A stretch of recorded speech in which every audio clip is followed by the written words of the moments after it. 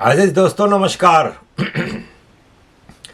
अजीज दोस्तों, champions trophy शुरू हो रही है नेक्स्ट वीक और ये है कि ये चैंपियंस ट्रॉफी की विनिंग टीम को पैसे मिलेंगे वो इंडियन रुपीस 19 करोड़ 40 लाख मिलेंगे, जबकि आईपीएल में ऋषभ पंत को 27 करोड़ में खरीदा गया है, श्रेयस अय्यर को 26 करोड़ 75 लाख में, वेंकटेश अय्यर 23 करोड़ 75 लाख, क्लासन 23 करोड़, कोहली 21 करोड़ और निकोलस पूरन 21 करोड़, जबकि चैंपियंस ट्रॉफी की विनिंग टीम को पूरी टीम को 19 करोड़ 40 लाख मिलेंगे। ये है डिफरेंस बिटवीन भारत की क्रिकेट और इंटरनेशनल क्रिकेट। अब पाकिस्तान में वैसे तो कोई ओपनिंग सेरेमनी नहीं हो रही, अब ज़बरदस्ती एक ओपनिंग सेरेमनी रखी गई है जिसमें पाकिस्तान एयरफोर्स अपनी ताकत का मुजाहरा करेगी। JF-17 और F-16 जहाज़ उड़ाए जाएंगे। अब यह है कि जंगे वंगे तो इन्होंने लड़नी नहीं होती, ये तमाशा सर्कस दिखाने के लिए इन्होंने ये सब चीज़ें रखी हुई हैं। अजीज दोस्तों, न्यूजीलैंड के कैप्टन केन विलियमसन ने कहा है कि फेब्यूलस 4 है ना, जो Kohli, Steven Smith, Kane Williamson और जो रूट, तो अब फेब्यूलस 5 होना चाहिए क्योंकि 5वां बाबर आजम है। बाबर आजम को पाकिस्तानी अब ऑस्ट्रेलिया के ब्रेडमैन से भी ज़्यादा बड़ा खिलाड़ी मानते हैं। बाबर आजम फेब्यूलस 5 तो क्या, किसी टीम में जगह बनाने की इसकी गुंजाइश नहीं है। ये टेस्ट क्रिकेट में 2 साल में एक भी सेंचुरी नहीं कर सका। ये T20 में टेस्ट क्रिकेट की तरह खेलता है और मैच हरवा देता है, क्योंकि T20 और वनडे में ओपनर और वन डाउन का होता है मेन रोल। ये एक ऐसा टेम्पो बना के देते हैं कि पीछे के खिलाड़ी अगर बीच में सेटल होने के लिए थोड़ा स्लो भी खेलें तो इतना टेम्पो होता है कि मैच अच्छी पोजीशन में जा सकता है। लेकिन ये इतना स्लो खेल के आगे आने वाले बैट्समैनों के लिए इतना प्रेशर क्रिएट करवा देता है कि टीम नाकाम हो जाती है।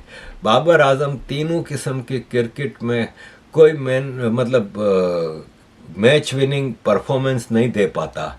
इसका आप रिकॉर्ड उठा कर देख लें, इसने कोई मैच विनिंग परफॉर्मेंस नहीं दी है, कई साल हो गए। लेकिन चूंकि लाहौर का एक पंजाबी है तो उसकी जगह तो पक्की बनती है। और फिर क्या होगा इस चैंपियंस ट्रॉफी में, आप देखिएगा 1-2 टीमों के खिलाफ 50 वगैरह करके तो अपनी जगह फिर आगे 2 साल के लिए पक्की कर लेगा। यह है पाकिस्तान में पंजाबियों की डोमिनेशन। इसकी आखिरी सेंचुरी नेपाल के खिलाफ थी, वो भी 2 साल पहले, नेपाल के खिलाफ। अगर इसके कैरियर में से आप नेपाल, आयरलैंड, अफगानिस्तान, बांग्लादेश, जिम्बाब्वे के चीज़ें निकाल देना तो इसके पास दिखाने को कुछ भी नहीं बचता। लेकिन बेगैरत पंजाबी पाकिस्तान में धड़ल्ले से घूमते हैं। अजीज़ दोस्तों, पाकिस्तान F-16 और JF-17 क्रिकेट की टीमों को दिखाएगा। ये दुनिया के खेल की दुनिया का हिस्ट्री में पहली बार हो रहा है कि एयरफोर्स कोई अपनी ताकत का मुजाहरा ओपनिंग सेरेमनी में करेगी। लेकिन दूसरी तरफ भारत को F-35 प्लेन देने का जो ऐलान किया है अमेरिका ने, उस पे पाकिस्तान में मौत छाई हुई है और ये लोग बहुत परेशान हैं कि क्या होगा। और पाकिस्तान ने इवन बयान भी दे दिया कि F-35 के होने से इलाके में, रीजन में बैलेंस ऑफ पावर ख़राब हो जाएगा। यही बातें घुमा फिरा के भारत में कांग्रेस और दूसरी ओपोजिशन पार्टीज़ और वायर और मीडिया और सोशल मीडिया के जो अमेरिकन या दूसरे देशों के एजेंट हैं, वो भी घुमा फिरा के यही बात कह रहे हैं कि मोदी को बेवकूफ़ बनाया, F-35 कोई ख़रीदने को तैयार नहीं होता और उसने मोदी के माथे पे चिपका दिया। जबकि दुनिया के तकरीबन हर मुल्क की खुशख्वाहिश है कि वो F-35 जहाज़ खरीदें। अजीज़ दोस्तों, F-35 में ऐसी क्या ख़ास बात है? F-35 5th जनरेशन का स्टेल्थ फाइटर जेट है और इसकी अपनी सुपरसोनिक स्पीड की वजह से ये पहचाना जाता है। ये दूर से अपने टारगेट को सक्सेसफुली निशाना बनाने की सलाहियत रखता है। ये आज के दौर का सबसे स्ट्रॉन्ग फाइटर जेट है। इसका इलेक्ट्रॉनिक वार सिस्टम है ना, वो ना सिर्फ ये कि दुश्मन के ठिकानों का पता लगा सकता है, बल्कि रेडारों को भी जाम कर सकता है और हमलों को नाकाम बना सकता है। इसकी स्टेल्थ टेक्नोलॉजी की वजह से दुश्मन के रेडार इसका पता नहीं चला सकते। इस फाइटर जेट में दुनिया का सबसे ताकतवर लड़ाका इंजन है और ये 1200 माइल यानी तकरीबन 2300 किलोमीटर फी घंटे की स्पीड से निशाना बना सकता है। United states government accountability office की एक रिपोर्ट के मुताबिक इस लड़ाका प्लेन की कीमत $82.5 मिलियन यानी तकरीबन 7.16 अरब रुपया बनती है। पाकिस्तान की तो औकात ही नहीं है कि ये इसको ख़रीद सके, ना इसको अमेरिका देगा। अमेरिका ने F-16 पाकिस्तान को दिए थे, वो भी कई साल पुराने, बल्कि कई दशक पुराने F-16 दिए थे, जिसकी टेक्नोलॉजी और वो सब चीज़ें अपने हाथ में रखी थी और कई कंडीशंस रखी थी कि इसको आप सिर्फ सर्कस वर्कस के लिए यूज़ कर सकते हैं, इसको इंडिया के ख़िलाफ़ यूज़ नहीं कर सकते। तो बाकी कौन बचा? पाकिस्तान का अगर इंडिया से पंगा नहीं है तो और किससे पंगा है? चाइना से लड़ेगा क्या? ईरान से लड़ेगा क्या? तो यह है कि पाकिस्तान बहुत ही परेशान है कि रीजन में पावर की जो बैलेंस है वो ख़राब हो जाएगा। तो पावर का बैलेंस का ये हाल है कि पूरी दुनिया की कई मिलिट्री पावर की रिपोर्ट्स आई हैं, जिसके मुताबिक भारत दुनिया की चौथी बड़ी मिलिट्री पावर है और पाकिस्तान दुनिया की 11वीं बड़ी मिलिट्री पावर है। तो बैलेंस है ही कहाँ भाई साहब आपका? आप आसिम मुनीर साहब देखें, बैलेंस ये है कि टीएलपी ने आपके 9 फौजी मार दिए, जिसमें कैप्टन भी मौजूद था, और टीएलपी ने आपके फौजी ये पहली बार नहीं मारे।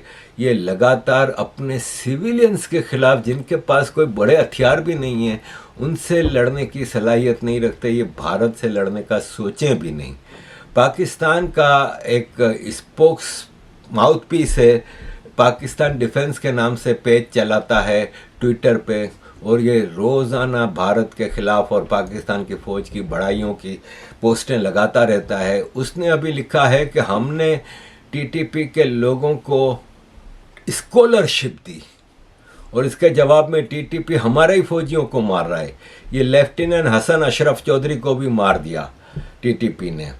और ये है कि भाईचारा कहाँ चला गया? अब ये जिसको स्कॉलरशिप कह रहा है वो उसी लाइन में कह रहा है कि TTP terrorist, we gave them scholarship and they repay us by sending TTP terrorist. यानी टीटीपी को और इन टेररिस्टों को हमने स्कॉलरशिप दी थी, यानी ट्रेनिंग दी थी, और ये हमारे ही फौजियों को मार रहे हैं। तो ये पोरस के हाथी हैं। और ये पंजाबियों की जो पाकिस्तान की पंजाबी आर्मी है, इसकी ये पॉलिसी थी कि दुनिया भर के नामी ग्रामी टेररिस्टों को इस्लामिक माइंडसेट दिया जाए और जिहाद के नाम पे इनको अफ़गानिस्तान और भारत में उतारा जाए टेररिज्म के लिए। तो अब गले पड़ गए हैं ये पाकिस्तान की आर्मी के, और पाकिस्तान इनको संभाल नहीं सकता। जिस दिन ये वाक़या होता है उस दिन पाकिस्तान आर्मी के चीफ जनरल आसिम मुनीर, महारानी पंजाब की जो महारानी हैं मरियम नवाज़, उनके साथ प्रोग्रामों की ओपनिंग कर रहे थे। मतलब आप ये देखें कि ग्रीन पाकिस्तान इनिशिएटिव के नाम पे प्रोग्राम था, उसकी ओपनिंग कर रहे थे मरियम नवाज़ के साथ। अभी आपको मैंने परसों की वीडियो में बताया कि टर्किश प्राइम प्रेसिडेंट अरबगान आए थे, तो उसके साथ बजाय इसके कि प्रेसिडेंट ऑफ पाकिस्तान या prime minister of Pakistan march past के उसके ऊपर डाइस के ऊपर खड़े होते, आसिम मुनीर खड़े थे, और आसिम मुनीर से एक कदम पीछे शहबाज शरीफ अदब बना के खड़े थे। तो आसिम मुनीर जब और फौज के लोग ये सिविलियन सारे काम करेंगे, तो भाई साहब फिर आप वर्दी शर्दी उतारें, डिफेंस बजट को छोड़ें, फौज को ख़त्म करें और आ जाएं पॉलिटिकल पार्टी बना लें। आप पाकिस्तान की सबसे बड़ी पॉलिटिकल पार्टी होगे, अभी भी आप पाकिस्तान की सबसे मजबूत पॉलिटिकल पार्टी हैं, क्योंकि हर इलेक्शन का फैसला आप करते हैं। तो अगर आप वर्दी उतार के आएंगे तो आपको औकात का भी पता चल जाएगा और पाकिस्तान की जान छूटेगी। ये डिफेंस बजट से जो हाथी पाला हुआ है हमने, तो उससे जान छूट जाएगी। जंगे वंगे वैसे ही आपने नहीं लड़नी। टेररिस्ट वगैरह आपने क्रिएट करने होते हैं, वो भी अब आपके बस की बात रही नहीं है कि भारत घर में घुस के आपके टेररिस्टों को भी मार रहा है और आपकी तो औकात नहीं है कि आप इनको जवाब दे सकें। और जंग तो आप लड़ोगे नहीं, अफगानिस्तान से भी जंग का कोई चांस नहीं। ईरान से अगर लड़नी भी हुई तो आपको अमेरिका की जंग लड़नी पड़ेगी। तो जब ख़त्म करें फौज वोज को और देख लें पॉलिटिशियंस का क्या हाल है। Prime minister of Pakistan Shehbaz Sharif एक प्रोग्राम में थे जिसमें नौजवानों से खिताब करना था, तो आसिम मुनीर ने पहले अपनी तकरीर की। इसके बाद शहबाज शरीफ आए तो शहबाज शरीफ ने सिर्फ और सिर्फ आसिम मुनीर की मक्खन पॉलिश, जूते पॉलिश करने में लगे रहे। उन्होंने कहा army chief general Asim Munir की बातचीत जो है वो हम सब के लिए मशाले राह है, यानी हमारे लिए डायरेक्शन है, हमें इनको सुनना चाहिए। और उन्होंने कुरान करीम की रोशनी में बहुत ही कंप्लीट बातचीत की है, जिसको हमें गौर करना चाहिए कि वो क्या कहना चाह रहे हैं। और यह है कि मक्खन पॉलिश की उन्होंने। यही इस वक्त पाकिस्तान में वही लोग रह सकते हैं जो आर्मी के बूट चाटने में लगे रहते हैं।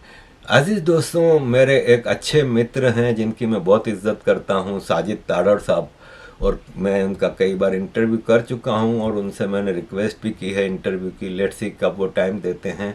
आजकल वो वापस पाकिस्तान के ज़रा वकालत करने में लगे हुए हैं।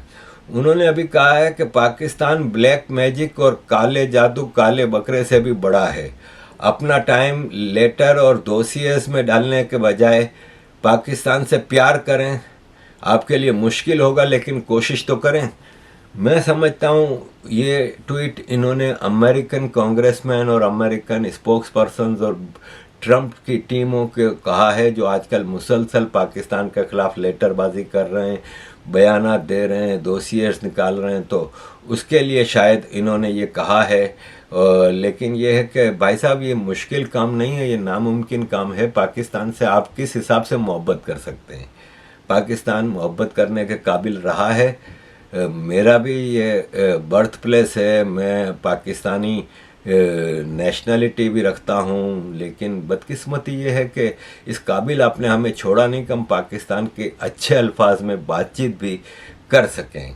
अजीज़ दोस्तों, एक और बात मैं आपके साथ करना चाहूँगा कि जहाँ पे अमेरिका ने F-35 देने की बात की है भारत को और उससे पाकिस्तान में आग लगी हुई है, उधर ही दूसरा जो बड़ा बयान आया था कि टेररिस्ट थ्रेट्स जो हैं टेररिस्ट ग्रुप की तरफ से, ये ट्रंप और मोदी जी की जॉइंट स्टेटमेंट में आया है, जिसमें कहा है कि terrorist group like al Qaeda, ISIS, Jaish Mohammed, Lashkar Taiba, ये बहुत ही ख़तरनाक काम करते हैं। और 26/11 और एबेगेट बॉम्बिंग इन अफ़गानिस्तान जो 26 अगस्त 2021 को हुई थी, ये इन्हीं ग्रुपों के ज़रिए होती है और ये वापस अपनी मजबूती बना रहे हैं। और भारत में 26/11 मुंबई और पठानकोट अटैक ने ये सारी चीज़ें हमें बताई हैं कि ये इनको रोकना बहुत ज़रूरी है। पाकिस्तान बहुत ही मुश्किल में आया हुआ है, ख़ास तौर पर ट्रंप एडमिनिस्ट्रेशन की इन बयानात की वजह से। अजीज़ दोस्तों, छोटी सी एक बात और कहूँगा कि आजकल भारत में कांग्रेस के जो डिप्टी लीडर ऑफ अपोजिशन हैं MP गौरव गोगोई, उनकी वाइफ के ISI के साथ कनेक्शन और उनके अपने कनेक्शंस बड़े अलार्मिंग हैं और ये नेशनल सिक्योरिटी के हवाले से हैं। इनकी वाइफ एलिजाबेथ कोलेबोन हैं, वो उनके ऊपर आरोप है कि वो ISI के साथ काफ़ी सीरियस कनेक्शंस हैं उनके। और गौरव गोगोई हैं जो वो पोजीशन है उनकी डेप्यूटी लीडर ऑफ अपोजिशन, और ये बहुत ख़तरनाक आरोप है अगर ये सच्चा है तो।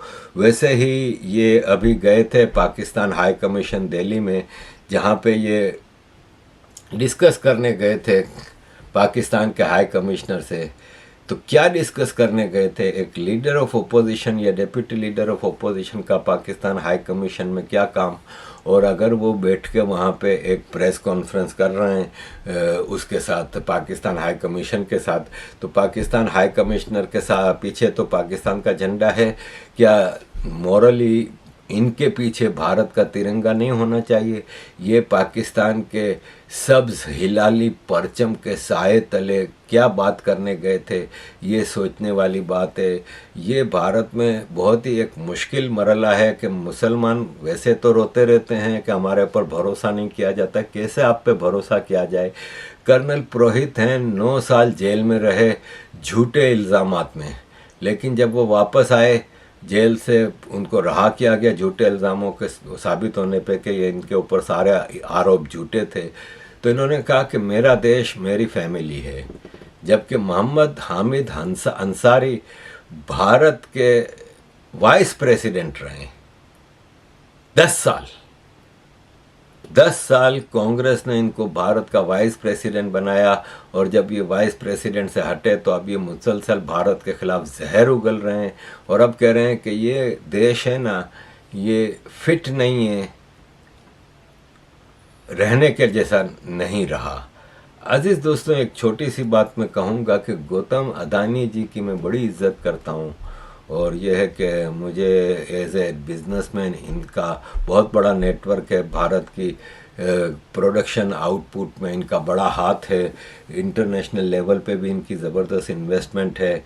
मैं सिर्फ पहली बार उनकी किसी चीज़ पे एतराज़ करूँगा। अभी इनके बेटे की शादी हुई, वो भी बड़ी, उन्होंने कोई महंगी शादी नहीं की, और 10,000 करोड़ सुना है कि उन्होंने चैरिटी के कामों में भी दिए।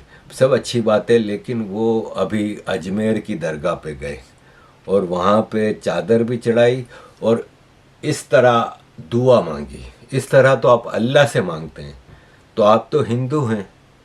अगर आप अल्लाह से मांगते हैं तो फिर आप हिंदू तो नहीं रहेंगे, क्योंकि अल्लाह तो हिंदुओं के भगवान नहीं है ना। हिंदुओं की किसी किताब में अल्लाह को भगवान नहीं कहा गया है। तो मुझे बड़ा इस पर एतराज़ है, क्योंकि अदानी साहब से मैं सिर्फ एक सवाल पूछता हूँ कि आपने कभी इस तरह अवैसी को देखा है? इस तरह छोड़ें, मंदिर की चौखट पे देखा है, अंदर तो दूर की बात। या कभी ये जहर उगलने वाले जो मुस्लिम लीडर्स हैं, इनको कभी आपने देखा है कि मंदिर की चौखट पे गए हों या इस तरह भगवान के आगे सर झुकाया हो? तो फिर आपको जब ये करना ही था, और बहुत हुआ कि आपने चले अजमेर की मुसलमानों की वो करने के लिए, क्या आपने अगर कुछ करना भी था तो चादर भिजवा देते, जैसे मोदी जी भिजवाते रहते हैं। उधर जाके आप अल्लाह से क्या मांग रहे हैं? भगवान ने आपको इतना कुछ दिया है, तो अब आप अल्लाह से क्या मांगने गए? तो ये चीज़ें ज़रा हिंदुओं को भी सोचनी चाहिए करने से पहले। आखिर में मैं ज़रा कुंभ मेले की तरफ आऊँगा। कुंभ मेले में 50 करोड़ क्रॉस कर गया है। 45 करोड़ का अंदाज़ा था, लेकिन अब तक 50 करोड़ यात्री आ चुके हैं यात्रा करने के लिए, वहाँ पे स्नान लेने के लिए, और ये एक बहुत बड़ी तादाद है। यूपी गवर्नमेंट ने अब तक 7,500 करोड़ रुपया महाकुंभ में लगाए हैं, जबकि 55 करोड़ गुजर चुके हैं, मतलब 55 करोड़ लोग अब तक आ चुके हैं, और 2,50,000 45 दिन में प्रॉफिट कमाया है यूपी गवर्नमेंट ने। 7,500 करोड़ इन्वेस्टमेंट थी, 2,50,000 करोड़ इन्वेस्टमेंट प्रॉफिट कमाया है 45 दिनों में। $23 बिलियन भारत के जीडीपी में पंप हुआ है। ना मोदी जी, ना अमित शाह जी, ना योगी जी किसी बिजनेस स्कूल में गए हैं, हार्वर्ड तो दूर की बात। ये गोपाल पांडे जी हैं, मैनेजिंग डायरेक्टर माशरी के, उन्होंने ये बात कही है। इसके साथ उन्होंने ये भी कहा है कि मोदी, शाह और योगी जी किसी यूनिवर्सिटी में नहीं गए, इसके बावजूद वो रामायण, महाभारत और कौटिल्य की अर्थशास्त्र के बारे में जानते हैं। और कोविड के दौरान उन्होंने कहा कि मैंने कहा था कि भारत की इकोनॉमी रॉकेट ग्रोथ करेगी।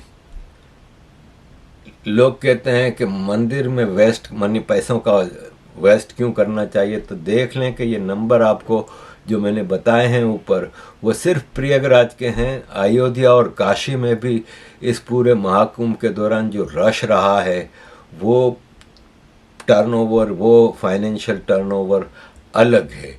सनातन इकोनॉमी दुनिया की सबसे बड़ी रिलीजियस इकोनॉमी है।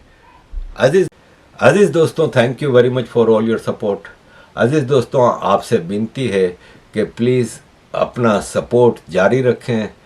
आपकी सपोर्ट की बहुत सहायता है। आपके सामने मुख्तलिफ ऑप्शंस हैं पेमेंट के। Kindly support my cause. Thank you very much अजीज दोस्तों।